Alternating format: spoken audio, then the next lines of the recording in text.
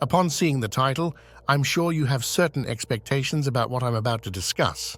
However, I'd like to preface my arguments with the initial expectations I held for the character at the time of first learning about her. For those unfamiliar with her, Erda is a formidable perpetual. She served as the genetic blueprint for the creation of the Primarchs, sharing this template with the Emperor of Mankind. Essentially, she is their mother and played a direct role in their inception, collaborating with Malcador and the Emperor himself.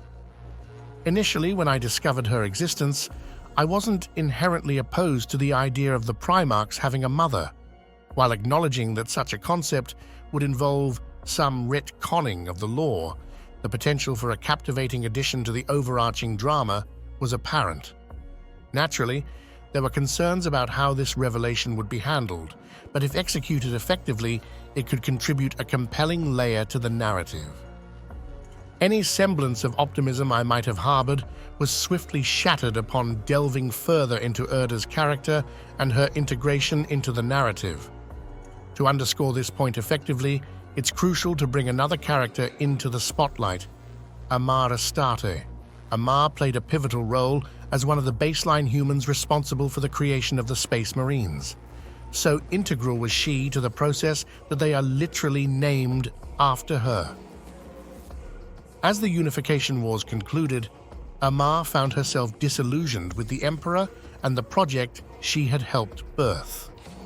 Concerned that her creation, the Space Marines, might face a fate similar to the Thunder Warriors due to the absence of Primarchs to stabilize them, she devised a plan to destroy both her creation and the knowledge required for replication.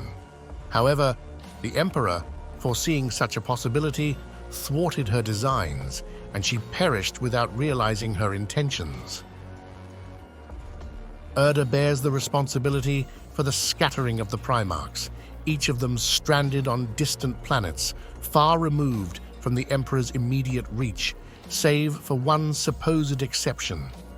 Her disillusionment with the Emperor stemmed from her belief that he would view the Primarchs merely as tools or objects rather than embracing a paternal role, treating them as his own sons. The true measure of their characters becomes evident when comparing their motivations. Amar, convinced that the Space Marines would follow the tragic path of the deranged and violent Thunder Warriors, wasn't entirely mistaken. While most legions functioned adequately before their reunion with their Primarchs, some, like the Blood Angels, proved to be excessively bloodthirsty and violent, surpassing even the brutality of the Thunder Warriors. So, while her belief that they couldn't function properly without their genfathers was inaccurate, the significant influence of the Primarchs on their legions cannot be overstated. On the other hand, Erda's actions appear to lack logical coherence within the context.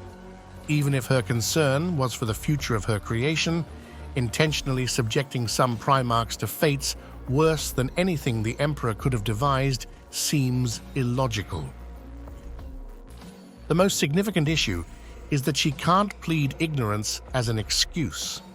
She was well aware of the existence of the ruinous powers, and anyone with even a fraction of discernment could have predicted their attempts to influence these fledgling demigods while stranded in the warp. Her decisions directly led to the Nighthaunter landing on the most degenerate planet imaginable and Angron enduring severe abuse and breaking long before the Emperor even reached him. Adding to the issues, Erda's introduction occurred amidst the most pivotal events in the entire Warhammer 40k lore, lacking any substantial setup. Her emergence was meant to herald a significant revelation about the universe, but it falls short, largely due to the lack of substantial content to uncover in the first place.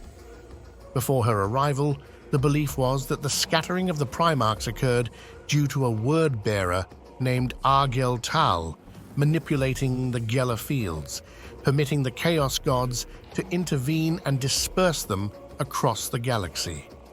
While this concept involves time manipulation, the established understanding of the warp being a temporal, lends credence to such a possibility. However, what makes this explanation functional is its implication of chaos's inevitability. If they could manipulate events through time, it signified a grand plan to challenge the Emperor's designs, establishing chaos as a formidable and respectable threat. Conversely, attributing the scattering solely to Erda's actions not only detracts from that narrative, but also weakens the coherence of her character's actions, greatly undermining her significance. Ultimately, Erda's introduction during such crucial lore moments, coupled with a lack of substantial depth or coherence in her actions, considerably diminishes her character and fails to contribute meaningfully to the overarching narrative. This is precisely why she falls short as a character. When a character holds what are deemed the most crucial secrets within the universe, it necessitates and deserves proper foreshadowing. The mere notion of her existence should have been subtly hinted at, allowing the audience to gradually contemplate its potential implications. An integral character devoid of adequate foreshadowing or a credible motivation is so fundamentally flawed that I'm left questioning if salvaging it is even plausible. Yet swiftly and unceremoniously eliminating such a character doesn't present an intriguing resolution either.